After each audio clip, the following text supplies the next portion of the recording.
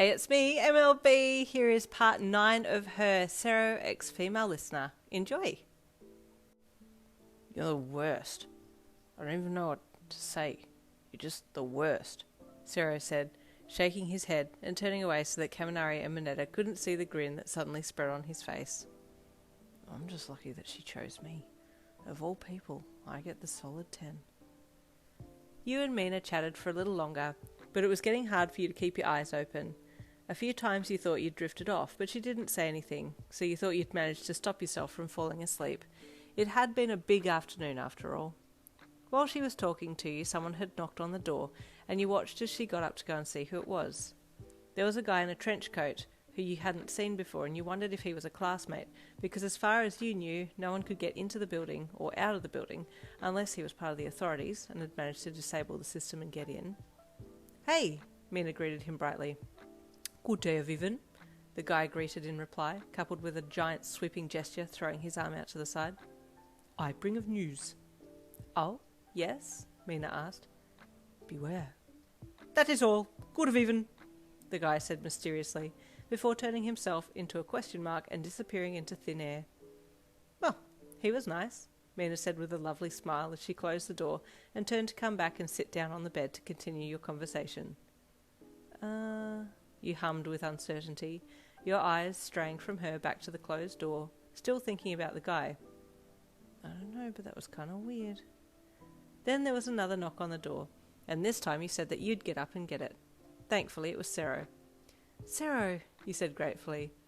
Can we hang out a little? I have a question, you said, begging him with your eyes to show your urgency. Oh, of course. Anything for you, Yin.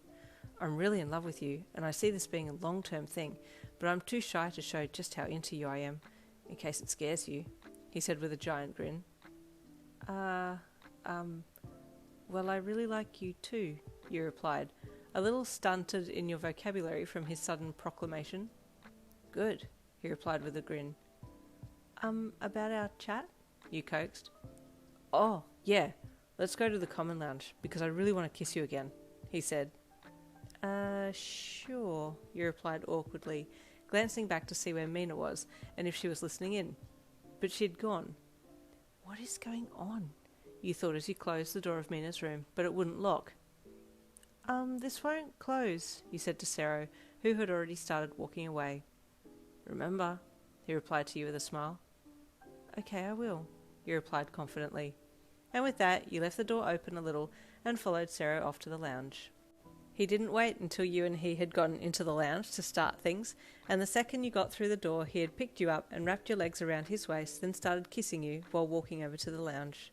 His kisses were hot, and his mouth felt so good against yours, the warmth of your bodies spurring each other on.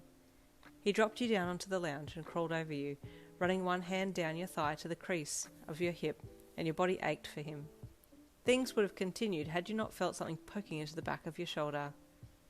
What's this? You asked as you reached back to retrieve whatever it was. Your fingers wrapped around a phone, and you pulled it out to look at it. It was an old phone, but you somehow knew it was important. Oh, that's Achako's. Remember, Sero said with a smile. Okay, I will, you replied, then leaned back to kiss him. His lower half pushed into you, your thighs either side of his hips, as you pulled him down on top of you. If we could get married right now, I'd do it, Sero mumbled against your lips, making your face flush. Hearing him talk so boldly was new, but nice. You suddenly heard from nearby. You recognised that voice. It was a terrible voice, squeaky, high-pitched and full of desperation. The unmistakable voice of Mineta. Your skin crawled and you sat up quickly, pulling your skirt down as Sero sat back. What is it? He asked, his large eyes boring into yours. He's here, you whispered fearfully, looking around. He's watching us. Remember, Sero said lowly, and let's examine this. It's important. Yeah, definitely, you replied, taking Sero's hand and getting off the lounge with him. Suddenly, Jiro came running in. He already made a hole in the girls' locker room to peep through. We've caught him once. Oh, I see. Do you suspect that he's made holes in other places too? You asked her. Well, it would make sense, she replied. It would, wouldn't it? You mused with furrowed brows. Jiro, can you please show me the holes in the girls' locker room? Yeah, I can, but we have to go through the walls, she said. Building's locked down, so we can't use the doors or windows, but the locker room's in the school. Oh, yeah, good thinking, Sero piped up. Let's go. And with that, you all headed for the closest wall to walk through and head for the locker room in the school area, materialising right in the middle of the locker area in the school grounds.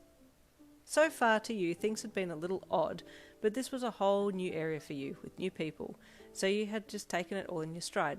Even walking through the walls and teleporting hadn't fazed you. Undaunted, your eyes scanned the girls' locker room and settled on one rather large hole in the wall, about the size of the circumference of your arm. Much bigger than their actual size in real life, but you didn't know that.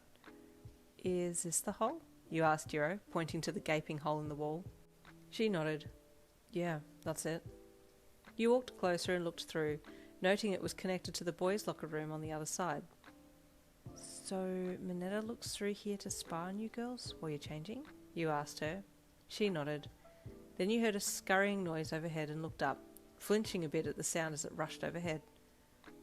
I associate him with the sound of falling sand, Jiro said softly. The walls! He's in the walls! You gasped suddenly, getting an epiphany. Jiro, Sero, we need to go back. I need to find where he gets in. Right, Jiro replied solemnly and clicked her fingers.